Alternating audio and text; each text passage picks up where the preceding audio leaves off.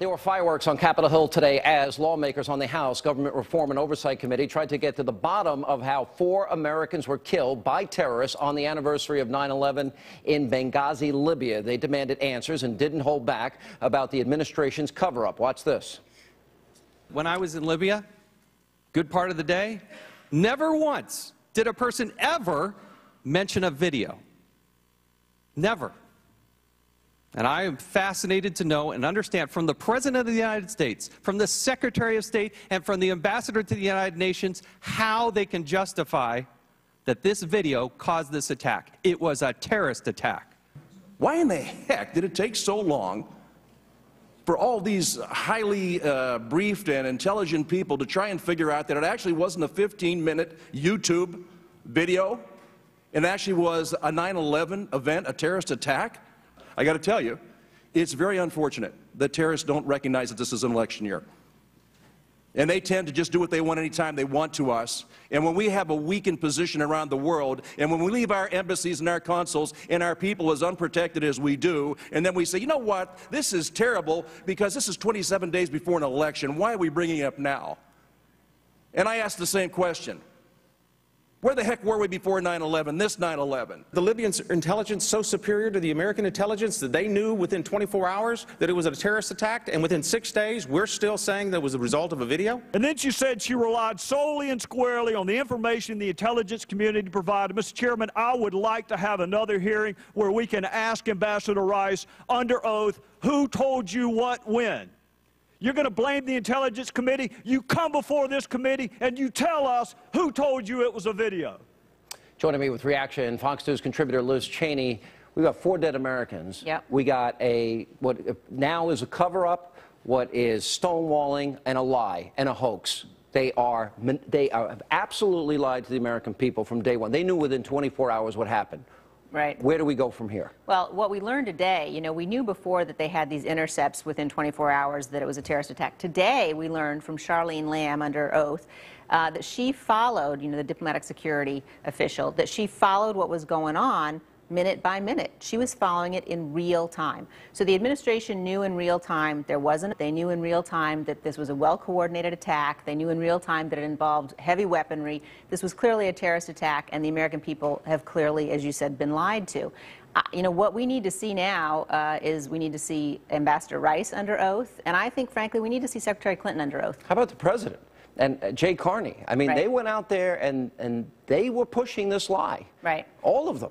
And Well, the President, even when he went to the UN, kept going back to the stupid movie trailer that nobody believed had any part of this. Again and again and again, you saw both this cover-up, and I think it's important that they had career officials there today testifying, but Secretary Clinton has been silent on it, and the President, when he wasn't saying it was a video, has for the most part been silent on it. So you've got a terrorist attack because it doesn't fit with, you know, their whole notion that somehow al-Qaeda is on the ropes, which the President continues to say.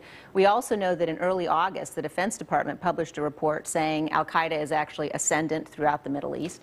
And you've also got this whole question now of why they didn't have enough security. Well, they asked for security, Exactly. and they were denied it. Right. And by the way, there were at least 16 incidents of terror leading up to this, which is why the request should have been granted, and that's another question.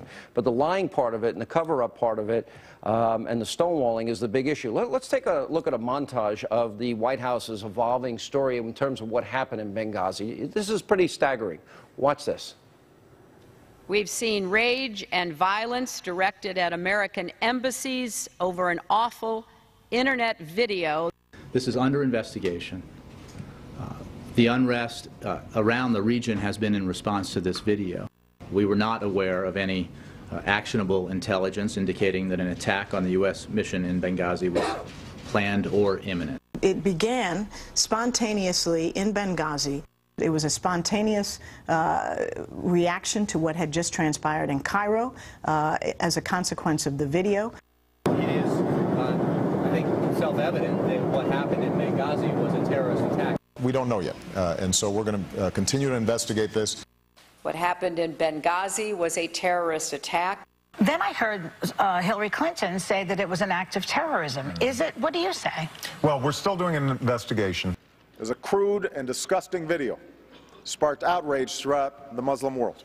It was a terrorist attack.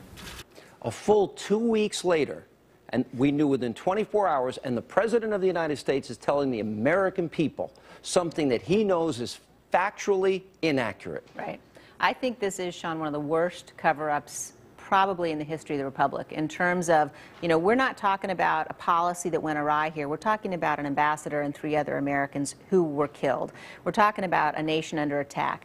At some point, too, the American people have got to ask who's in charge of the State Department. You know, there's this notion out there that Secretary Clinton is competent, that Secretary Clinton is doing a good job running our diplomacy. All of the facts show otherwise, and either she's in charge of the department and she was reading her intel briefings every day, and she was reading the threat reports, and she was getting briefed, or she wasn't. Here's what it comes down to me. Who ran the operation? Who made the decisions here? The White House? The State Department? The State Department is saying we knew from day one what it was. Right. Who made the decision here? Well, suddenly everybody is saying we knew from day one, but we've had yet to hear from Susan Rice, who was out there saying with absolute assurity, as you said, this was because of a video. And a lot of people have asked me, why would they lie about something so critically important? The reason they're doing it is because they've got to get the American people to believe that this president has been an effective national security president. But in fact, al-Qaeda is on the rise. The lie always makes things worse. And this is just the beginning of the investigation. So, all right, Liz Cheney, good to see you. Thanks.